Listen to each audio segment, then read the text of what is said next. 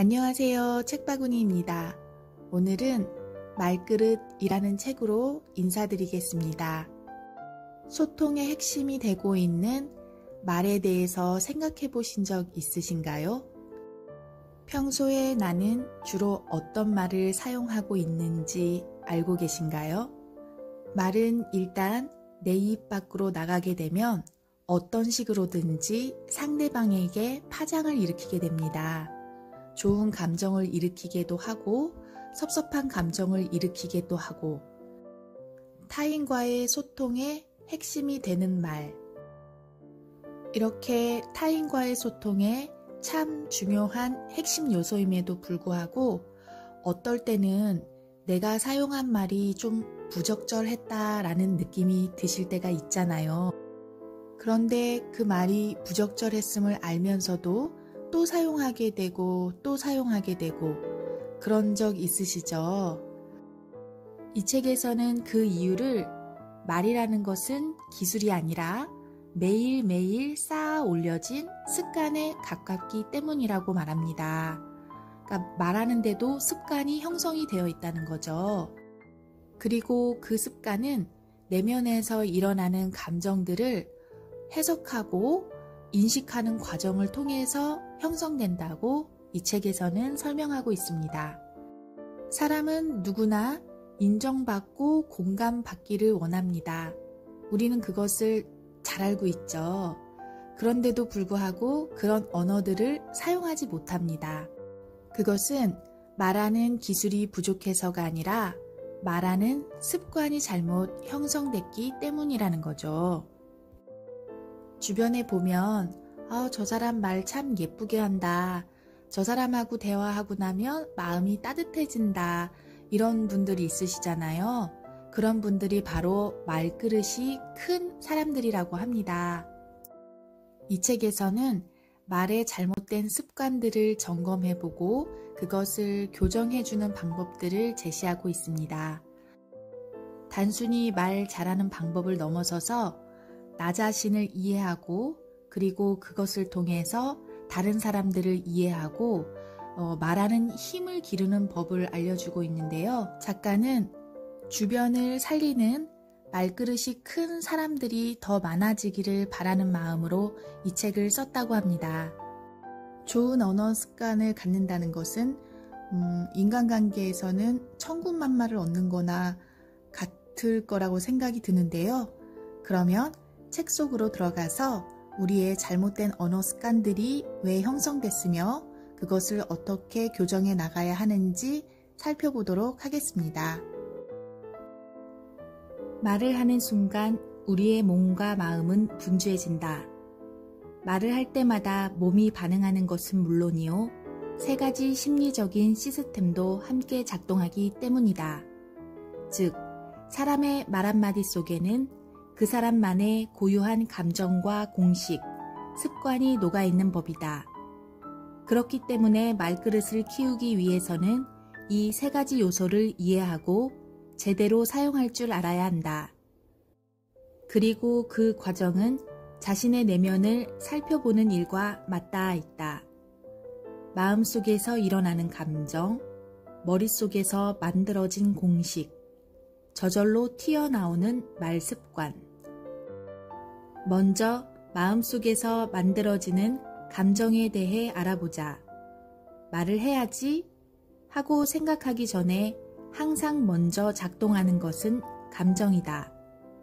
그러나 감정을 인식하지 못하는 사람, 감정을 모른 척할 정도로 지쳐있는 사람, 감정을 숨기거나 대체하며 살아야 했던 사람들은 여러 감정을 구별해내지 못한다.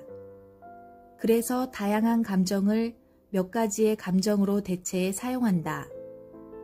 당연히 말도 그 감정을 따라간다.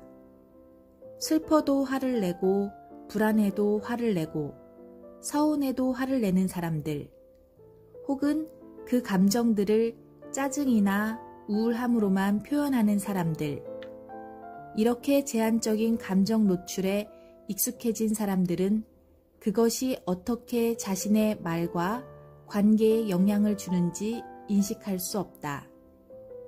감정은 원래 마음을 보호하고 관계를 유지하게 돕는다. 그러나 감정과 먼 거리에 있는 사람들은 감정의 순기능을 사용하지 못하고 가짜 감정을 휘두르며 대화한다. 자꾸 마음과 다르게 말하게 된다는 것은 감정을 제대로 인지하지 못하고 있다는 뜻이다. 감정은 진짜 하고 싶은 말을 열어주는 역할을 하기 때문에 제대로 알고 느끼고 사용하는 것이 무엇보다 중요하다. 감정을 제대로 인지하고 있더라도 그 다음 단계에서 막혀버리는 사람들도 있다. 인생에서 강렬한 사건을 경험하게 되면 우리의 뇌는 그것을 통해 일종의 공식을 저장해 둔다. 공식을 사용해 더 쉽게 수학 문제를 푸는 것처럼 경험을 통한 공식을 저장해 두면 그와 비슷한 상황을 갑자기 만나게 되어도 고심하지 않고 바로 적용할 수 있기 때문이다. 하지만 가끔 잘못 저장된 공식이 건강한 말하기를 방해할 때가 있다.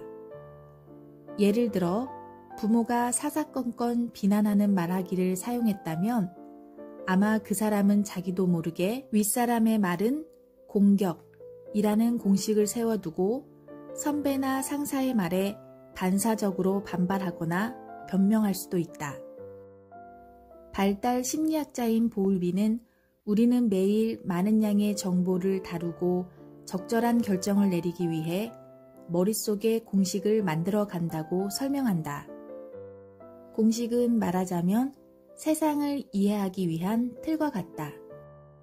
하지만 자신이 어떤 공식을 갖고 있는지 알지 못하거나 그 공식에 스스로 갇혀 있거나 다른 사람의 공식을 전혀 받아들이지 못하는 사람들은 자신만의 기준과 원칙들을 세워놓고 잘잘못을 따진다. 상대방의 의견을 존중하기보다는 편을 가른다. 당연히 관계는 단절될 수밖에 없다. 마지막으로 자신의 말 습관에 대해서도 알아봐야 한다. 말은 배운 대로 하기보다 입에 배인 대로 하게 되기 때문이다. 말은 체험으로 각인된다.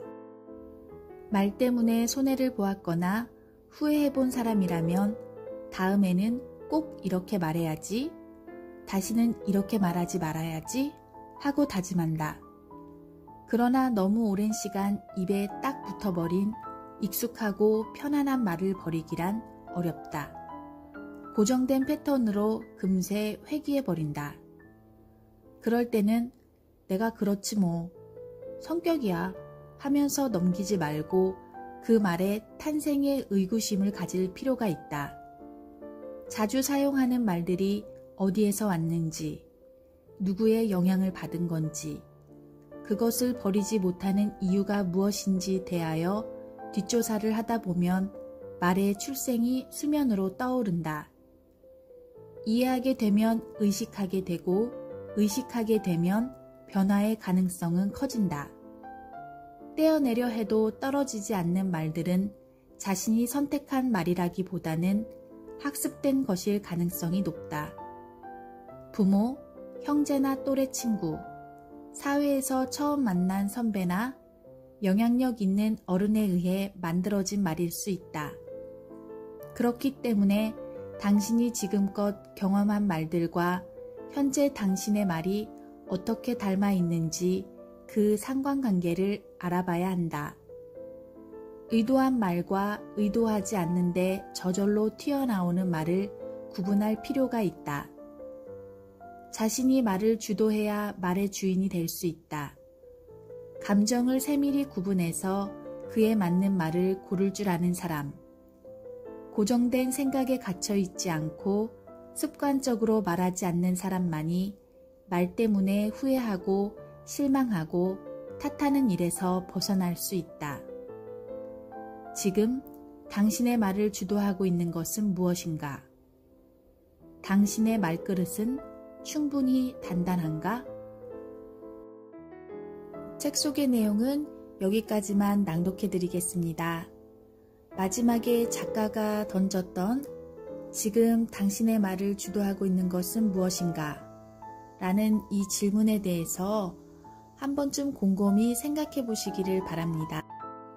이 질문은 단순히 언어의 점검을 넘어서서 나 자신을 이해하는 시간을 갖는데 도움이 되는 질문입니다. 책에는 이 밖에도 듣는 것이 어려운 사람들을 위한 조언이나 그리고 말그릇을 다듬는 방법들에 대해서 제시하고 있으니까요. 구입하셔서 읽어보시면 큰 도움이 되실 겁니다. 그러면 오늘 내용은 여기까지만 하도록 하겠습니다. 끝까지 시청해 주셔서 감사합니다. 오늘도 더 많이 행복하세요.